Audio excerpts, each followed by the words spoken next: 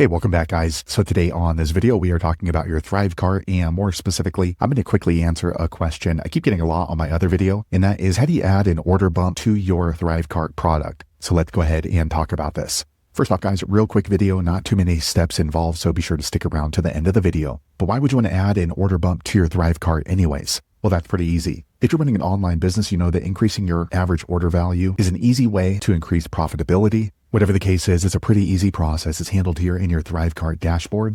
I'll try to leave the written instructions there. I've already logged into my ThriveCart, and this is the home screen. Now here on the home screen, if you want to add an order bump to one of your ThriveCart products, here on the top, you're going to click on these three horizontal lines. Once you do that, you'll see all of the products you're currently offering. You can see I just have this one. And in order to add an order bump, you're going to click here on edit. All right, once you do that, you're going to see these 5 options, and you want to click on this one here called bumps. All right, once you do that, you can add an existing bump that you've already set up. If you haven't, you can click here, add bump offer. Okay, so now we're going to go ahead and name the order bump product. So for example, this is a taco recipe I'm selling. So a related product might be a burrito recipe. So we'll click here and just type in burrito recipe from Anthony. Okay. And my taco recipe I'm selling for $99. So maybe I'll go ahead and price this one at $49. Also in the menu, they're going to have to check the button to accept this order bump, or you can automatically add the check. So that way it's going to be added into their cart, which is what I'm going to do. Also by default, this order bump is going to show up for every single taco order. If you want to change that based on rules, you can go ahead and change that right here. For me, I'm going to go ahead and leave it yes, always show bump.